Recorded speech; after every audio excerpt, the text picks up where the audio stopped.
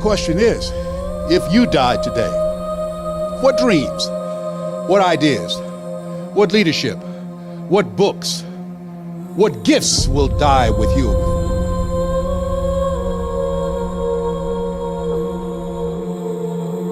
Let me tell you something you already know. The world ain't all sunshine and rainbows. It's a very mean and nasty place, and I don't care how tough you are, it will beat you to your knees and keep you there permanently if you let it. But every time that happens, you get back on your feet. You get up just as fast as you can, no matter how many times you need to do it. Remember this: success has been and continues to be defined as getting up one more time than you've been knocked down. And I'm telling you, you're not where you want to be financially, and it's not going to take 20 shots. You're not where you want to be in your marriage, and it's not going to take 20 shots. You are not where you want to be in your personal life. You are not the person you want to be, and it's not going to take you 20 shots. For some of you, it's one more shot. For some of you, it's two more shots, and you have not given yourself enough credit to say, I just need to get up a half hour earlier, and my whole life will change. I just need to get up 1 hour early. I just need to work 1 hour longer. You, for whatever reason, you never pursued those dreams. You never acted on those ideas. You never used those gifts. And there they are standing around your bed looking at you with large angry eyes saying, we came to you. And only you could have given us life. And now we must die with you forever. I will not go down that way. I choose to fight back. I choose to rise, not fall. I choose to live, not die. And I know that what's within me is also within you. I need to stop hitting that snooze button. If you were to make that one change, that one sacrifice, you would stop dreaming and start living it. Are you a dreamer? I say, are you a dreamer? I say, are you a dreamer? It's very, very important that you understand the things that I'm sharing with you today. I feel like I'm a man on a mission. I feel like God sent me to you for a reason. I am pregnant to deliver this word. Every time I get this word out, I feel a little bit better. Somebody needs this word. Somebody's life is going to be changed today. Somebody's on the verge of going to another level. You've been held up and held back and hindered by people who didn't understand where you were coming from because they didn't see it and they didn't perceive it and they didn't understand it. But God is getting ready to do something new and something fresh and something significant in your life. Oh, do you hear what I'm saying?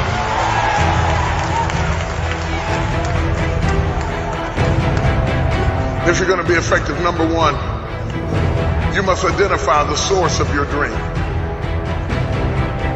You must identify the source of your dream. Where did your dream come from?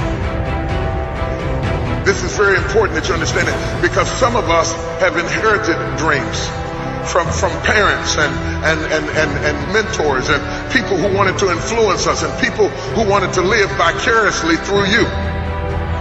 So they start pointing you toward what they think you ought to do. And if your dream is born through somebody else's desire, you could be destroyed trying to fulfill it. People always wanted a doctor in their family, and they always wanted a dentist in their family, and they always wanted a lawyer in their family. And so they decide they're going to steer you in that direction. And you're miserable trying to be something for which God didn't really call you to do, and you weren't created to do it, and you're frustrated trying to do something that's really not you. Somebody who wants grandkids before they die. And so you go out and marry somebody and get pregnant so mama can see her grandkids, and you end up miserable for 30 years to fulfill somebody else's dream of being. Oh, grandma says you got a preacher's head, and everybody starts sending you to Bible college, and you end up preaching for 20 years, but you're miserable and out of place because you really haven't fulfilled your dream. You've received the dream from other people. Domineering, overbearing, manipulative people who speak into your life and control you. Domineering husbands, domineering wives, manipulative people who try to make you be happy to be something that they want you to be, and you're living out somebody else's dream. And as long as you're living out somebody else's dream, you are a prisoner, a slave to their imagination, locked up to the prison of their idea, chained to their opinion, and you'll never be free. You might be rich, you might be famous, you might get the house on the hill, but you'll always be miserable until you find out God, why am I here? What did you create me to do? What? Oh. You must identify the source of your dream. When you're identifying the source of your dream, you got to rule out dreams that are born out of brokenness. Dreams that are born out of bad beginnings. You're trying to prove something to your first husband. You're trying to show your first boyfriend that you can live without him. You're trying to show your sister that you made it without her support. You're trying to prove something to the neighbors across the street. You've been through abuse and you're trying to get even with life for something that it took you through. All these things are dreams that are not good dreams. They're nightmares. They end in agony and despair because they were not born correctly. These dreams are born out of the flesh. They're born out of fleshly issues and problems that take hold in your life, and they're born because you're trying to prove something to somebody who may not ever change their mind in the first place. You cannot allow somebody's opinion to become your idol.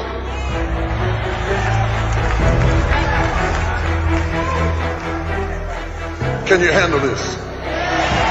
You got to rule out dreams that are born out of your own fleshly desire to be seen, to be heard, to be recognized, to be different, to be impressive, to be accepted. Oh, it's getting tight now. This requires deep honesty. I mean, you might spend a year or two just going through this first point, because it really takes some nerve to look yourself in the face and say, why am I doing this? And I mean, really be honest. Strip off all them little scriptures you wrapped around what you wanted to do and take a good naked look at why are you really doing this. If you don't get the nerve to ask yourself the tough question about where your dream came from, you're going to end up in a nightmare. Like Sarah, who ends up with an Ishmael by a woman that she later has to put out of her house because the whole thing was born out of the flesh. And God told Abraham, he said, I'm going to bless you, but I'm not going to bless you through anything that was born out of your flesh, born out of your pride, born out of your strife, born out of your need to be recognized. And some people need to understand that your life has been put on hold for years. The enemy couldn't stop you from going forward, but he let you have an Ishmael because he comes for three things. He comes to steal, to kill, and destroy. And if he can't destroy you, he'll try to steal your life away from you, getting you to spend your life trying to do something that is not going to be profitable. And the worst kind of servant you can be in the house of God is an unprofitable servant. Profit is what you have left when the transaction is over. You got to write fast because I'm loaded today, baby.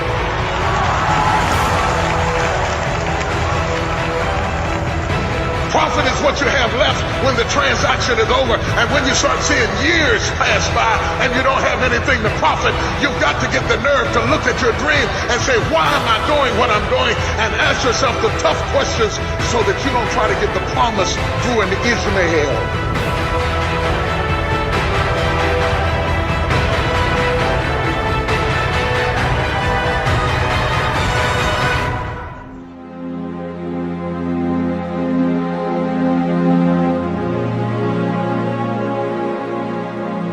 I'm not talking about what you say.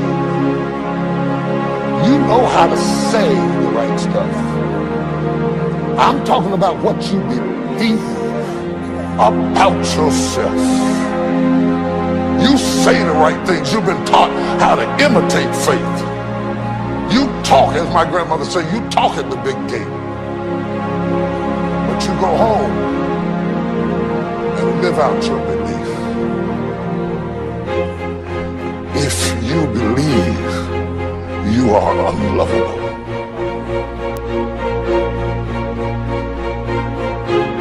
you didn't believe you were dumb till you heard you were dumb. You didn't believe you couldn't learn till you heard somebody say you couldn't learn. You didn't believe you were unattractive till you heard somebody say.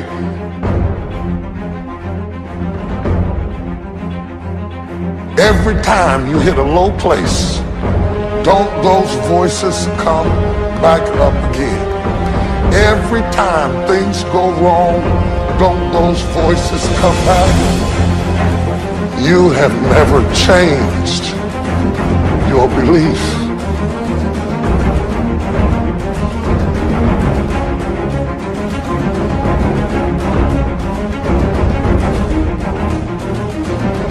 You can dress up, you can smell good, you can work out, you can say all the right things, you can walk around, you can be debonair, you can be cool, you can be hip, but none of that will overcome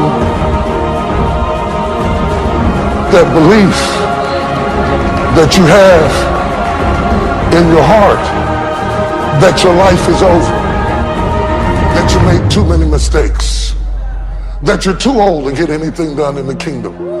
These things that you believe have become your vision statement. It is your purpose. And unknowingly it has become your goal to live out the damnation of the words you rehearse to yourself. So you're busy trying to get everybody else to like something that you don't like.